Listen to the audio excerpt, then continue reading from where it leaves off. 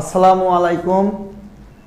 Scholars একাডেমির সুপ্রিয় শিক্ষার্থীবৃন্দু, তোমাদের সকলের উপর শান্তি বর্ষিত হোক। আশা করি অনেকে ভালো আছো। তো আজ আমরা নতুন একটা গণিত ক্লাস নিয়ে স্কলার্স একাডেমির পক্ষ থেকে আমি মেজবা স্যার তোমাদের সঙ্গে খুব গুরুত্বপূর্ণ একটা টপিকস নিয়ে আলোচনা করব।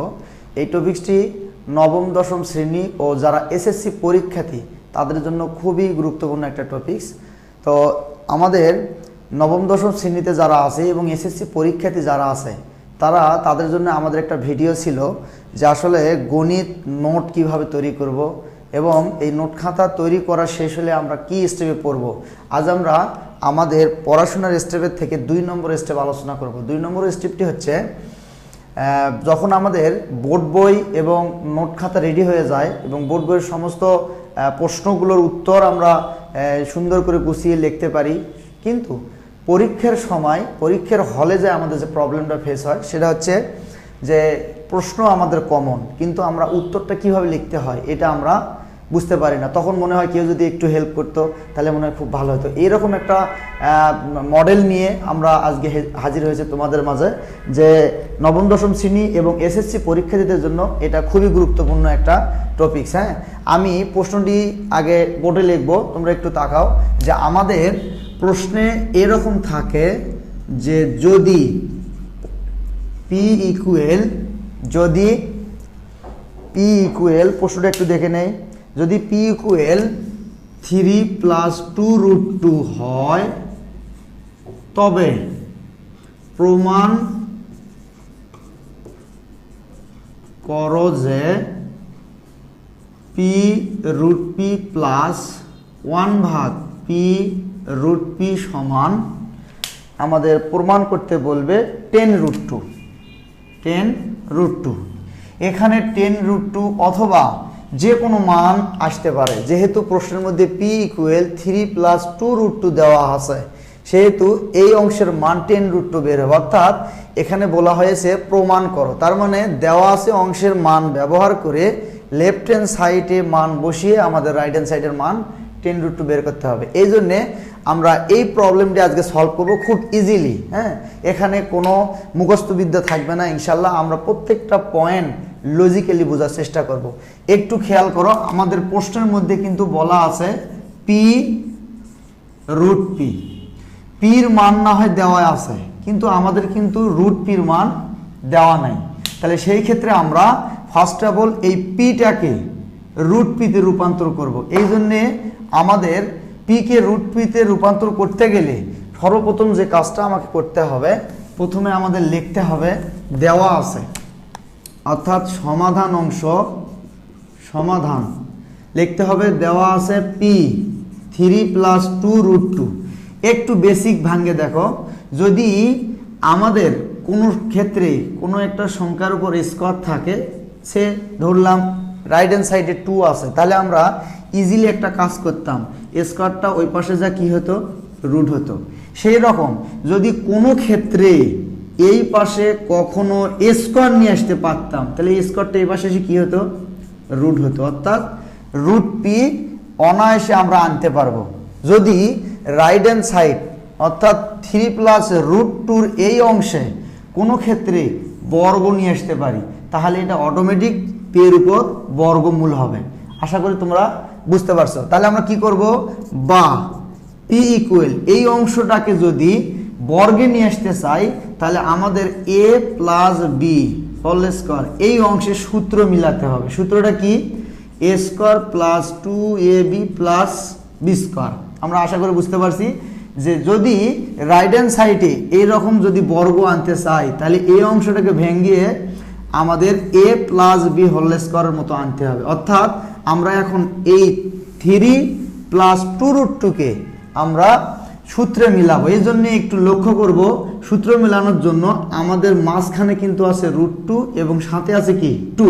যদি আমরা এই 3 শুধু এই 3 অংশটিকে এইভাবে ভাঙাই 2 + 2√2 + কি 1, তাহলে আমরা পরবর্তী লাইনে কিভাবে করতে পারি, p ইকুয়েল, যদি আমরা আরেকটা বেসিক জানি যে কোনো কোনো ক্ষেত্রে রুট আর স্কয়ার কি হয়ে যায়, কাটা যায়। এই বেসিকটার থেকে জানি আমরা রুট মানে হচ্ছে হাফ, রুট মানে কি হাফ, তাহলে হাফের উপর স্কোয়ার মানে 1 হয়, সেই হিসাবে রুট আর স্কোয়ার কি হয়ে যায় কাটা হয়ে যায়। সেই জন্যে আমরা যদি 2কে রুট বাহিরে যদি স্কোয়ার দেই প্লাস এখানে 1-এর উপর যদি স্কোয়ার দেই তাহলে 1-এ হয়। সেই ক্ষেত্রে এই অংশটাকে যদি এ মনে করি স্কোয়ার প্লাস সূত্রে 2 এ বলতে √2 ইন্টু বি বলতে কি 1।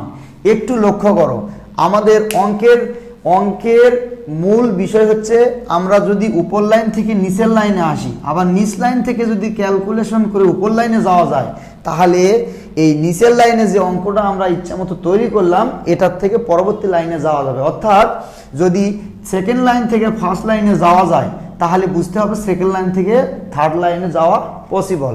সেই হিসাবে কি একটু যদি মিলাই নেই, প্রথম পদ শুধু কি ছিল 2, স্কোয়ার রুট কাটলে 2 প্লাস 2 √2-র সাথে 1 গুণ করলে 2√2 হয় প্লাস 1, 1-এর উপর স্কোয়ার মানে কি 1।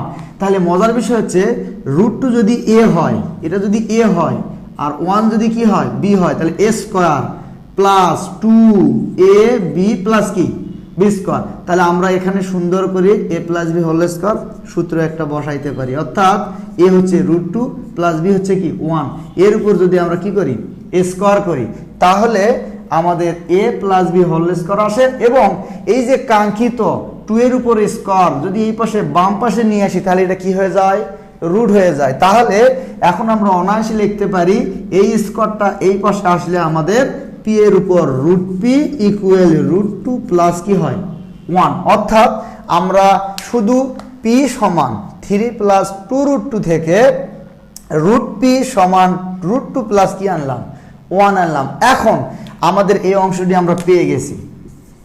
তাহলে তোমরা একটু লক্ষ্য করো, এখন আমাদের অঙ্কের মধ্যে কিন্তু বলা আছে 1/√p, অর্থাৎ একটা সময় 1/√p লাগবে।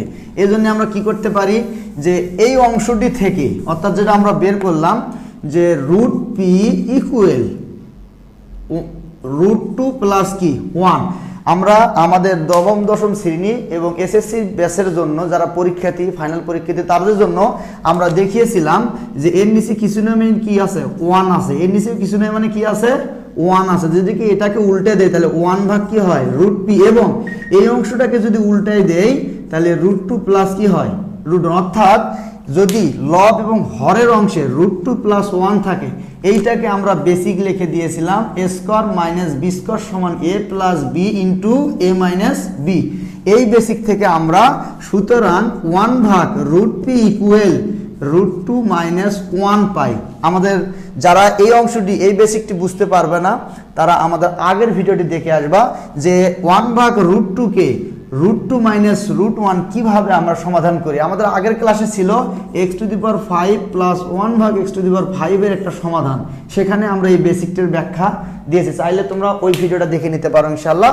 তাহলে আমরা এখান থেকে দুইটা জিনিস পাইলাম, কি কি পাইলাম যে √p এর মান পাইছি এবং √p এর মান ব্যবহার করে 1/√p এর মান পাইছি, সেটা একটু আমরা সাইডে লিখবো। এখন এই অংশটি যদি ক্যালকুলেশন করতে চাই তাহলে আমাদের এই √p এবং 1/√p এর যোগ অথবা বিয়োগ করা লাগতে পারে। সেই ক্ষেত্রে আমরা কি করতে পারি যে √p প্লাস 1/√p ইকুয়াল, অর্থাৎ শুধু √p এর মান হচ্ছে √2 প্লাস 1 এবং 1/√p এর মান হচ্ছে প্লাস √2 মাইনাস 1। একটু লক্ষ্য করো প্লাস 1 মাইনাস 1 কি কাটা, তাহলে এখানে একটা √2 আর একটা √2, কয়টা √2 হয় দুইটি √2, অর্থাৎ 2√2, সুতরাং 1/√p, সুতরাং √p প্লাস 1/√p ইকুয়াল 2√2 আমরা পাই। এখন আমরা শুধুমাত্র p সমান 3 প্লাস 2√2 দেওয়া ছিল। আমি তোমাদের আগেই বলছি যে অবশ্যই প্রতিটি সৃজনশীলের কোনো না কোনো অংশে একটা অপশন দেওয়া থাকে যেখান থেকে একটা অঙ্কের উত্তরের সূত্রপাত ঘটে।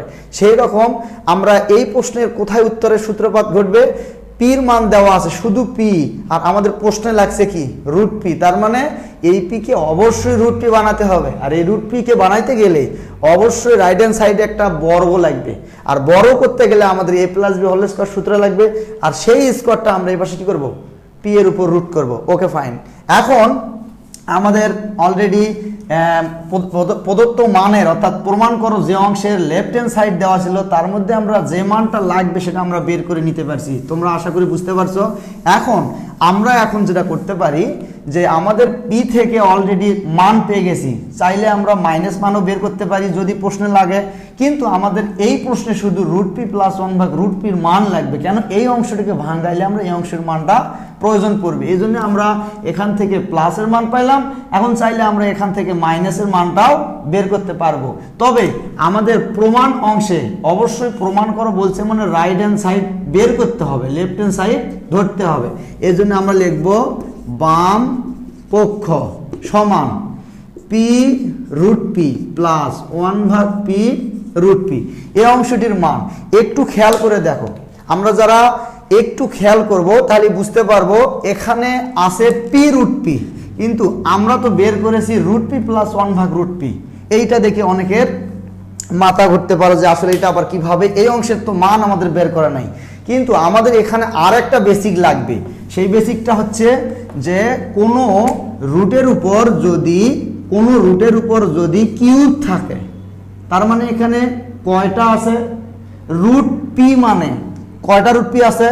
3টা √p আছে। আমরা যদি একে ভাঙাই √p গুণন √p, আমরা গত ক্লাসে বলেছি যে 2টা কোন সংখ্যার রুট মানে একটি ওই সংখ্যা আর সাথে আছে ওই সংখ্যা, তার মানে √p-র উপর কিউব করলে p√p পাই। দেখো একটু প্যাঁচ লাগাই দিছে, এই প্যাঁচটাই হচ্ছে আমাদের মূল বিষয়। এই প্যাঁচটা ভাঙাইতে পারলে আমরা এই ধরনের অঙ্ক যে কোনো অঙ্ক করতে পারবো ইনশাল্লাহ। তাহলে কি দাঁড়ালো? √p-র উপর কিউব মানে কি হবে? p√p। তার মানে আমরা সুন্দর করে লিখতে পারি p√p মানে √p-র উপর কি কিউব প্লাস 1/p√p মানে কি √p-র উপর কিউব। যদি এই অংশের উপর কিউব দেই তাহলে 1-এর উপর কিউব মানে 1, এই জন্য পুরোটার উপর যদি আমরা কিউব দেই 1-এর উপর কিউব করলে কিউব, √p-র উপর কিউব করলে হয় কি p√p। তাহলে একটু লক্ষ্য করে দেখো যে আমাদের এই ঘন এবং ঘনমূলে বর্গ এবং ঘনমূলের বেসিক থেকে আমরা এখানে a³ + b³ একটা অনুসিদ্ধান্ত পাই। তাহলে a³ + b³ সমান কি জানি আমরা? সূত্র অনুসিদ্ধান্ত জানি কি a + b all cube minus 3ab into a plus b। এখানকার a বলতে √p, b বলতে 1/√p। তাহলে a³ প্লাস কি হয় b³। তাহলে কোন সিদ্ধান্ত কি a + b all cube minus 3ab into a minus a plus b। তাহলে ওই তো আমরা উদ্দীপক থেকে যে অংশটি বের করে রাখছি 2√2, তাহলে এই অংশটির মান কত? 2√2, তার উপর কি কিউব মাইনাস 3 √p কাটা। কেন? এই অংশটি উপরে, এর নিচে কিছু নয় মানে কি আছে? 1 আছে। তাহলে √p কি কাটা, তাহলে 3 ইন্টু এই অংশের মান আমরা বের করে রাখছি কি 2√2। আমরা আশা করি বুঝতে পারছি। তাহলে এই ক্যালকুলেশনে কি দাঁড়ায়? ক্যালকুলেশন হচ্ছে আমরা মান বসিয়েছি, তাহলে একটু খেয়াল করো যে 2√2 মানে কি 2√2 এর উপর যদি কিউব থাকে অবশ্যই এখানে ফার্স্ট ব্র্যাকেটের মধ্যে 2টা অংশ আছে, 2টার মধ্যে একটা হচ্ছে 2 এর উপর কিউব মানে কত হয় 8। আমরা যে ভুলটা মানে সচরাচর করে থাকি 2 এর উপর কিউব মানে 3 দুগুণে 6 চিন্তা করি, এটা কি হবে? এটা কোনোদিন হবে না। তার মানে কি এটা ঘাতের সূত্র, তার মানে কি এটা পাওয়ারের সূত্র, সূচকের পাওয়ারের সূত্র। সূচকের পাওয়ার থেকে আমরা পাই 2 এর উপর কিউব মানে 2 আছে কয়টি? 3টি। যদি 2 এর উপর কিউব 2 থাকে কয়টি? 2 গুণন 2 গুণন 2, তাহলে কত হয় 8। তার মানে 2 এর উপর কিউব মানে আমরা কত পাই 8 গুণন। আর একটু আগে আমরা বুঝালাম 3টে √p গুণ করছি p√p, সেম অ্যাজ 3টে √2 যদি গুণ করি 2√2, তাহলে 4 দুগুণে 8 দুগুণে কত হয় 16, 8 দুগুণে কত 16, সাথে থাকে কি √2। তাহলে অবশ্যই এই অংশটির মান আমরা পাবো, এই অংশটির মান পাবো 16√2 মাইনাস 3 দুগুণে কত হয় 6√2। তাহলে আমরা যদি এর সামনে কিছু নয় মানে প্লাস চিন্তা করি তাহলে একটু চিন্তা করে দাও কি হয় 16√2 থেকে 6√2 গেলে কত পাই 10√2, যাহা ডান পক্ষ। একটু খেয়াল করো, তাহলে আমাদের এই অঙ্কটি প্রমাণিত হয় যে p√p + 1/p √p ইকুয়াল 10√2। প্রমাণিত। আমরা আশা করি আমাদের খুবই গুরুত্বপূর্ণ এসএসসির জন্য প্রতি বছর এসএসসি এবং ক্লাস 9 থেকে 10 অর্থাৎ অর্ধবার্ষিক, বার্ষিক এবং এসএসসি ফাইনাল পরীক্ষা ইভেন এমসিকিউ এর জন্য খুবই গুরুত্বপূর্ণ একটা প্রশ্ন আমরা আজকে সলভ করলাম।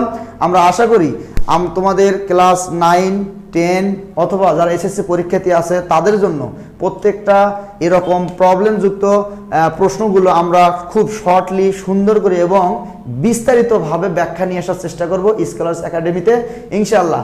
এতক্ষণ পর্যন্ত আমাদের সাথেই থাকুন এবং আমাদের সাথে থাকার জন্য এই চ্যানেলটিকে সাবস্ক্রাইব করে নোটিফিকেশনের জন্য বেল আইকনটি বাজিয়ে দিন এবং আমাদের এরকম